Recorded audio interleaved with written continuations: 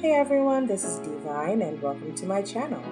If this is the first time you're visiting this channel, make sure you hit that subscribe button and turn on your notification bell so that when I upload new videos, you're the first to know.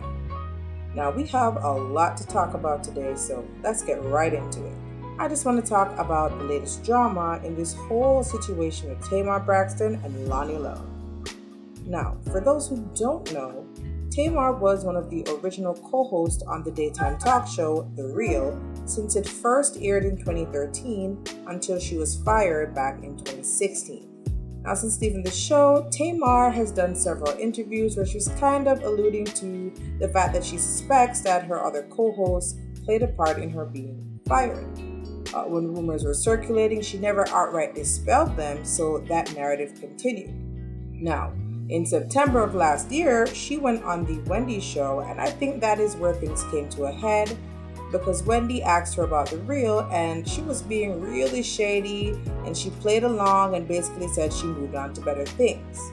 The ladies of The Real had never really addressed the situation surrounding Tamar being fired until this point, so after her appearance on the Wendy show, they responded on their own show.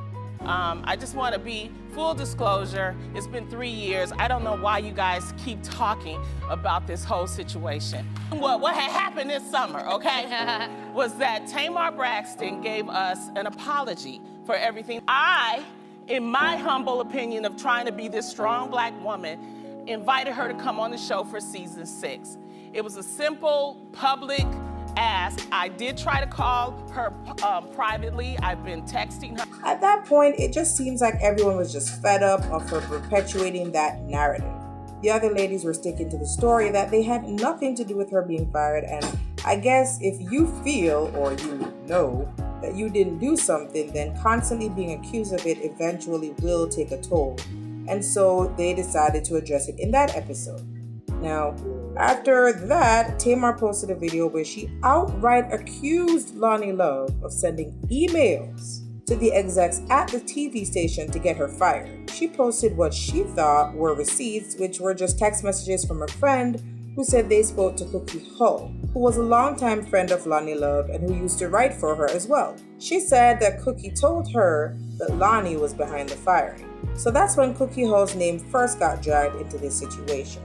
So let's fast forward to this year, and a couple weeks ago, Cookie Hull did an interview with Comedy Hype. Loni must have seen the interview, and so she decided to address it, but she didn't name any names.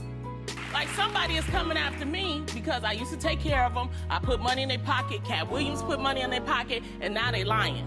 They lying on me. They making up stories, but it happens to everybody. Also, Loni Love's old hairdresser, who seems to still be friends with Cookie, decided to do a video backing up the claims made by Cookie.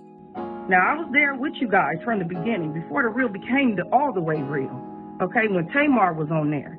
And you sat there several times and spoke to Cookie. I've witnessed you spoke to her and told her all the fucked up shit you felt about Tamar. So come on, let's not go there and let's not say that you didn't do this. Yes, you did. Try.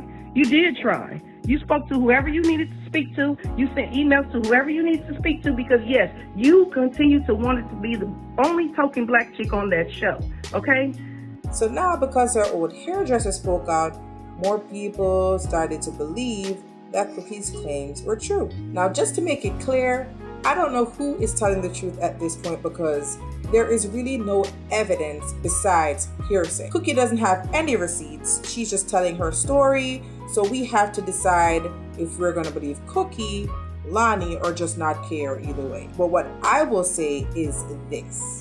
When Cookie Hull and Loni were friends, was she calling Loni out on this behavior that she observed? And I'm not going to say that Loni didn't do the things that Cookie said because it is entirely possible. I don't know Loni just as much as I don't know Cookie, but there is no proof, and all we have is a she said situation. So at this point, the back and forth doesn't make a difference other than stirring up this tired-ass drama over and over. But what I do find interesting is that you're gonna wait until after you and Loni aren't friends anymore to speak out as this beacon of virtue and truth to set the record straight because it's not fair to Tamar and to the viewers. So why didn't you set the record straight right from the beginning Since you were so upset about what your friend was doing, sis, you should have checked her as a friend and let her know that what she was doing was wrong. It took you 3 whole years to let it all out. What I think is that she is in fact bitter over how things ended with Loni, and she's trying to use this played out situation not only to get some revenge on her for whatever wrong she felt was dealt to her, but also possibly as a platform to promote her own agenda, whatever that may be. She did say that she is playing chess and not checkers, and that doesn't sound bitter to you? That doesn't sound calculated to you? Because it sure as hell does to me. There was no reason to reveal this information that had nothing to do with her just because she and Loni's relationship ended on bad terms. And at this point, it's been almost 7 years, and Loni should just stop talking about Tamar. It can come off as a bit disingenuous, and knowing that Tamar doesn't trust her at all, she should just lay it to rest. It makes no sense to keep talking about this woman and bringing up all that drama with all the crying. If you say you didn't do it, then let it go and focus on your show. Because at this point, she and the other ladies of The Real have said a lot about the situation with Tamar. They did an interview on The Breakfast Club where they gave their side of the story and what Loni believes happened behind the scenes to influence the firing. So when the incident happened when she got fired, I didn't know about it because I went on the Wendy Williams show that Friday. Why would I go on a Wendy Williams show if I knew one of my castmates was going to get fired that next Monday? I got a call on Saturday. They said that Tamar was being let go. She put out an Instagram that said she had been backstabbed, and the first person she unfollowed was me, okay? So people assume that I was the one. something to do with it. Right. And I'll also link that down in the description box if anybody's interested in watching the entire thing.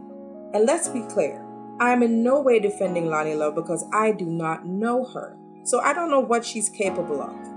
But I'm more so just addressing the overall theme of friendship. And when a friendship ends, it's not as if the warranty on your loyalty ends as well.